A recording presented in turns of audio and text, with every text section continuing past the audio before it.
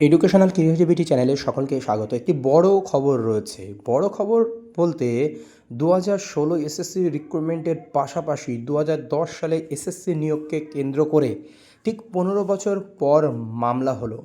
প্রার্থী নিজেই লড়বেন মামলা। মামলার মেরিট কী আছে, মামলা কি টিকবে, বিস্তারিত তথ্যসহ এই ভিডিওতে আপনারা দেখতে পাবেন যে প্রার্থী কিসের জন্য এখন 15 বছর পরে কোর্টে দ্বারস্থ হয়েছে আর নিজেই মামলা লড়বেন। কি এমন হলো, নিজেই তথ্য প্রদান করেছেন, গুরুত্বপূর্ণ তথ্য। চলুন সেই মামলার সারসংক্ষেপ ও গুরুত্বপূর্ণ তথ্যগুলো কিন্তু এই ভিডিওতে দেখে নেব। মামলা দায়ের হয়েছে 6/5/2025। Balaram Maiti petitioner in person কথার অর্থ হলো মামলা নিজেই লড়বেন। তো ওই মামলায় কোনো অ্যাডভোকেট উনি নেননি। সেটা হতে পারে অ্যাডভোকেটরা আগে মামলা করেছিল অবহেলা, বা হতে পারে তার পয়সা নেই অ্যাডভোকেট দেওয়ার মতো, সেই জন্য তিনি নিজেই কিন্তু মামলা লড়বেন। সেই মামলা কিন্তু জাস্টিস সৌগত ভট্টাচার্যের বেঞ্চে রয়েছে কোর্ট নম্বর 18-তে। সেই মামলা শুনানি হবে। কিন্তু একটা বিষয় এখানে বলার খুবই প্রয়োজন, আপনাদের আরও তথ্য আমি দেখাবো। এই মামলা 15 বছর পরে, তো এতদিন পর ডিলে গ্রাউন্ডে এই মামলা ডিসমিস হবে না, তো শুনানি কি সত্যিই হবে? কারণ আমরা দেখেছি যে শ্রী সৌগত ভট্টাচার্যের বেঞ্চে এখান থেকে 6-7 বছর আগের একটি তথ্য বা 9 বছর আগের একটি তথ্য প্রদান করার জন্য চেয়েছিল 2025 সালে এসে, তার জন্য মামলা ডিসমিস হচ্ছে, বা 4-5 বছর পরে আসার জন্য মামলা ডিসমিস হয়। আর সেখানে 15 বছর পরে এই মামলা টিকবে, তো এটাই সবচেয়ে বড় ব্যাপার হয়ে দাঁড়িয়েছে। তো সময়ের সঙ্গে সঙ্গে প্রোগ্রেস হলে আমরা জানতে পারবো, আর কবে হিয়ারিং রয়েছে সে বিষয়েও তথ্য আপনাদের আমি প্রদান করব। তো দেখতে থাকুন পরবর্তী তথ্যগুলো। অ্যাকর্ডিং টু কেস স্ট্যাটাস, এই মামলা 22শে মে 2025 কোর্ট নাম্বার 18 জাস্টিস সৌগত ভট্টাচার্যের বেঞ্চে শুনানি রয়েছে। কিন্তু কজ লিস্ট অনুযায়ী প্রকাশিত হবে, কিন্তু সেই মামলা যদি পিছনে থাকে কিন্তু 22 মে শুনানি হবে না। এখন দেখা যাক কী হয়, সময়ের সঙ্গে সঙ্গে কিন্তু আপনাদেরকে অবশ্যই আপডেট দেবো।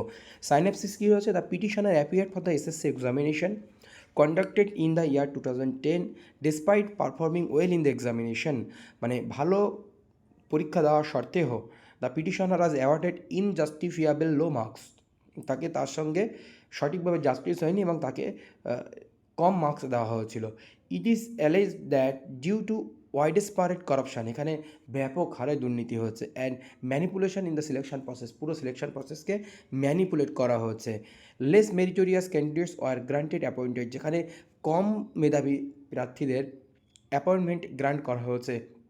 while the petitioner was unlawfully denied the opportunity of public এমপ্লয়মেন্টের জন্য মানে বেআইনিভাবে পিটিশনারকে সুযোগ দেওয়া হয়নি, সুযোগ দিতে অস্বীকার করা হয়েছে।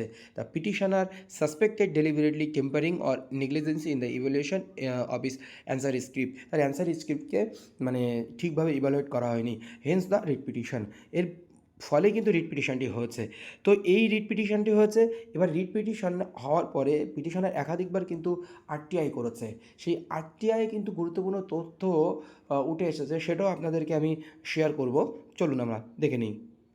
এটা হচ্ছে 11 regional level selection test 2010 conducted by the West Bengal School Service Commission for the post of assistant teacher in history, pass category general male, as per criteria of the publication made by the respondent authority।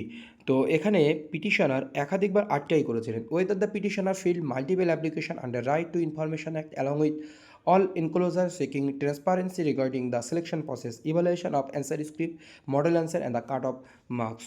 Whether the petitioner filed another multiple application under Right to Information Act along with all enclosure seeking transparency regarding the selection process, evaluation of answer script, seeking model answer script and cut-off marks.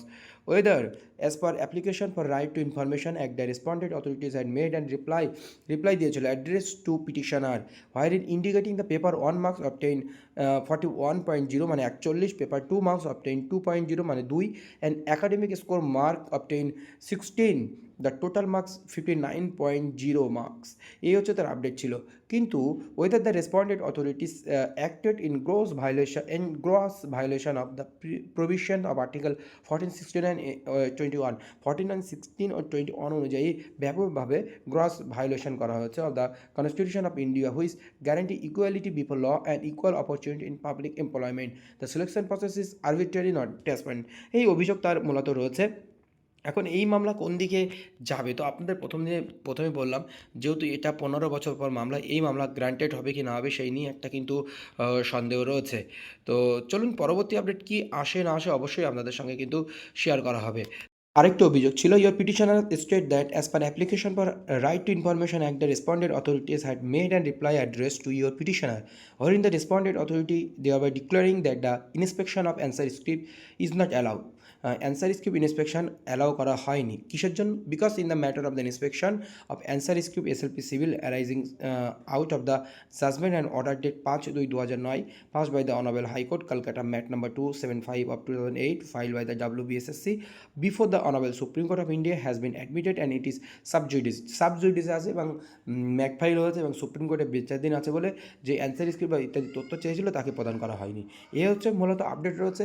পরবর্তী update কী আসে অবশ্যই আপনাদেরকে জানানো হবে, আর এই মামলার শুনানি হবে কি না হবে সেটাও জানানো হবে। তো ধন্যবাদ এই পর্যন্ত। পরবর্তী আপডেটের জন্য আমরা অবশ্যই অপেক্ষা করব।